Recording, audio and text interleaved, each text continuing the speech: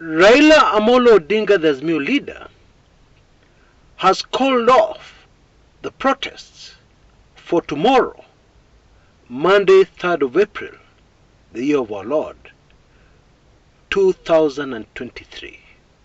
Now, I will do a more thorough analysis in a few hours. But I thought for now, you guys deserve at least my initial thoughts on this. Because the reaction amongst a lot of Azimio supporters is anger. Many of them feel that Baba sold them out. That's the truth. However, I appeal to you, slow down, hear me out, as I do an initial analysis of what has just happened. Now let me back up a little to the events of this morning and this afternoon. I was aware that Baba was under intense pressure. And I was discussing with another analyst, and we were debating on whether or not Baba will balk at the pressure. Because after all, Raila is human. And I know many of us may not be able to understand the kind of pressure Raila was during this period. And I want to share what we agreed on. We were wondering how this dialogue will go. Because we both agreed peace is the most important thing. Dialogue is important. However, we agreed that in this particular case, it is rather complicated. Let me just give you a small illustration. Somebody robs you. Now, how are you going to sit down and negotiate? Are you going to negotiate so that the person who stole from you keeps half your property, or maybe 60% of your property, maybe even 20% of your property? Are you going to carry out that kind of negotiation? It's complicated. That's what we're discussing. Then early in the afternoon, we received word that there was going to be a major announcement from Raila.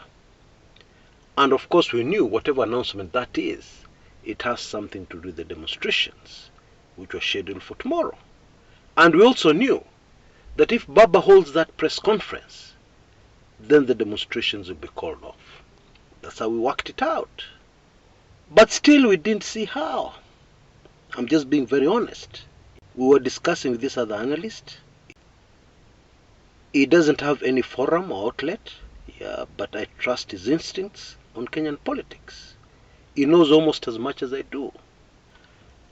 And so a few moments ago, Raila had his press conference, calling off the demonstrations tomorrow. However, there are a few key points that came out from what he said that Kenyans must take very careful note of, because they're important. Number one, Raila said that Azimio reserves the right to resume the demonstrations in a week if there's no progress in the talks, negotiations with Ruto and his administration. That's very important. It means, like the great leader he is, Raila is giving talks a chance. You know, it is super fascinating. A lot of the people who are angry, the Azimio supporters, have never participated in a single demonstration. They are armchair protesters. They are never there on the streets taking the heat, and yet they are annoyed. They want other people to risk and take the heat on their behalf. Don't you think that's very unfair? Anyway, Raila also listed the demands in their counter-offer, that all the people with court cases ongoing related to the protests, those cases must stop immediately. The 4 IEBC commissioners who were removed, I can't think of any other word to use, who were removed must be reinstated immediately. And the process of getting new commissioners for the IEBC must be right across the political divide. with all stakeholders participating. I believe I've covered the really important points that came out. Now I want to focus on two issues. Number one, the pressure that was on Raila Odinga. Now if you carefully observe the body language of the Azimio leaders during this presser, you will know that they were all quite shaken. And this may have something to do with the pressure brought on them from whatever quarters. And of course they're not talking. We have no idea what this pressure is all about. We have no idea of the exact source of the pressure that shook them the most. However, if we can go back in history to 2008, when the clashes were going on, Mwai Kibaki became stubborn, and Kofi Annan, who was refereeing those negotiations, almost gave up, because he was getting nowhere. Now, according to impeccable sources, and Mwai Kibaki himself confirmed this in several speeches, he hinted very strongly at this information. Kibaki was told in no uncertain terms that if he does not sit down and negotiate, then some powerful forces outside the country are going to use force to remove him. Let me just leave it at that. So it was this pressure that brought Mwai Kibaki back to the negotiation table. The late Mwai Kibaki, may his soul continue resting in peace. It is this pressure that brought him back to the negotiation table. And it was from there, shortly after that, that a deal was struck. My point is, we must be aware of the fact that some of the pressure that may be brought to bear on Raila Odinga, in the shadows, in the background, may be pressure which we may not be very familiar with. And also it may be the kind of pressure, even if we're given the full details, we may not be able to grasp completely. And I'm talking about most of our subscribers, not me, or my fellow analyst, the one we've been exchanging notes with most of today. Point number two, in my opinion, this is a great victory for Azimio. How so? Until this point, it was very difficult for me to convince some of you that the UDA government was in deep crisis. It was in serious crisis. Because you see, many of us take things at face value. And you know the way UDA leaders talk so cockily, so confident. Many Kenyans were convinced, hakuna shida, they'll be able to survive.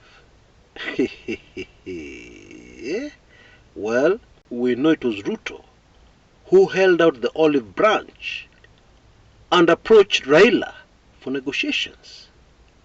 Do you think he'd have done that if everything was okay for the UDA government?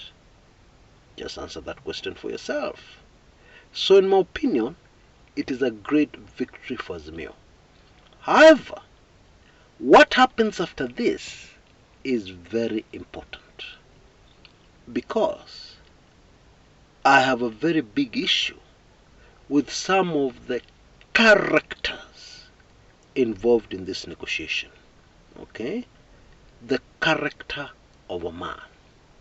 That is extremely important. And some of the characters who will be involved in these negotiations are not the kind of characters I would trust even for a second. That is a big issue for me. And then there's the issue of the people of Kenya. Now I'm told one of the reasons that really pushed UDA to the negotiation table was the huge number of Kenyans currently who have nothing to lose. People are hungry, people are suffering. And the fear amongst the government was that these people would join and indeed take over the Azimio protests and take it in a direction where nobody wants it to go.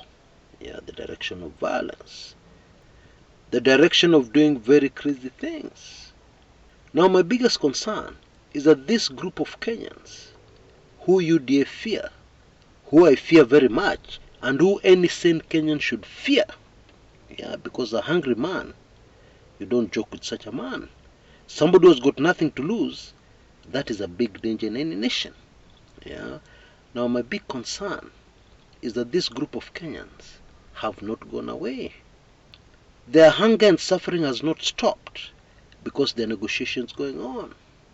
And therefore, in my opinion, this whole thing has to be resolved very quickly, or else there's the real danger of it being taken over, yeah, by those Kenyans who have nothing to lose. And there are many. But tonight, I beg you Kenyans, let's remain positive. It means that tomorrow you can open your business, yeah, and make those few shillings or many shillings for your family so that you're able to put food on the table.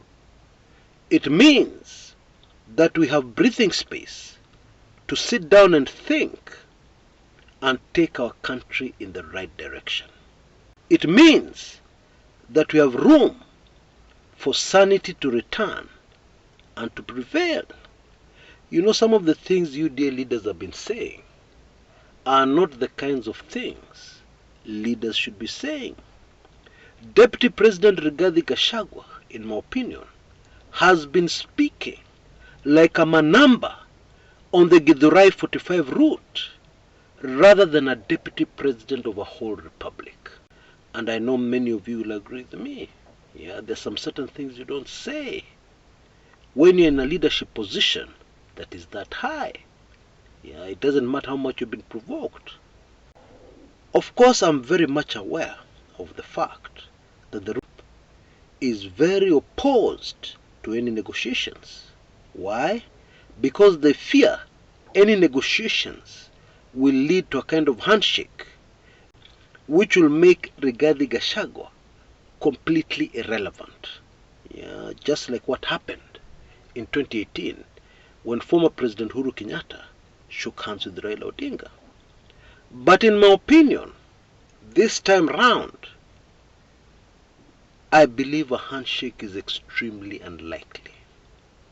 Yeah, it's not impossible, but I believe it is extremely unlikely because of various factors. And one of the biggest factors are the vast majority of Kenyans who are fed up with electoral injustice. And this is why it is very reckless for you, dear leader, to speak with arrogance when a vast majority of Kenyans know the truth. I mean, we live in this country. We voted. We know how our neighbor voted, how our relative voted. And we know that the person who was announced winner of these elections did not win these elections. It is widely known. It's not a secret. And therefore, I would urge caution and wisdom amongst you, dear leaders. Yeah? Because we really need to cool down the temperatures, the political temperatures in the country. And there's no way you'll cool them down with the reckless, boastful, arrogant statements being made. It's as if you're telling people, Mutadu, yes we did, Mutadu. That is the feeling most Kenyans are getting. Yeah, and we need to get away from that. Because Kenya is bigger than all of us. Now I'll do a much more comprehensive analysis of this in a few hours. But meanwhile, I believe my weekly intelligence briefings are more relevant than ever. Yeah. For anybody who wants to fully understand what has just happened and what has led us to this situation of what has just happened. Yeah. You can see details on your screen. We just have a few hours to go. Yeah, I believe by Monday noon it will be all over. So please rush and take advantage of it. Monday afternoon, this offer will be kwisha maneno. And the prices will not be as low. Yeah. But trust me, this has not ended. There's still a lot to come. Yeah, and even those who follow prophecy, yeah, will know what I'm talking about. And even those who analyze the politics of Kenya deeply will know and will agree with me, this is very far from being over. In fact, if anything, the real drama is now just getting started. That is what I firmly believe. Until next time, this is Chris Kumekucha. Now, the reaction of big Western powers to what is unfolding in Kenya has changed very dramatically since Monday. And many Kenyans are puzzled as to why. Now, let's get a few things straight. Foreign powers and foreign governments don't care about you, ordinary Kenyans. Don't. They care about the ordinary citizen of their own country. They have more than they can deal with on their plate, dealing with their people back home. It's very important we get this into our heads. The reason why they have changed, wait for this one, has been triggered by the incident last Monday, where the farm of the widow of Kenya's first president, Mzee Jomo Kenyatta, that widow of course is Mama Ngina Kenyatta, was raided, and very expensive sheep imported from South Africa taken away. I'm told this sheep cost between 45,000 Kenya shillings upwards. They're not just ordinary sheep. They're not your Kenyaji sheep.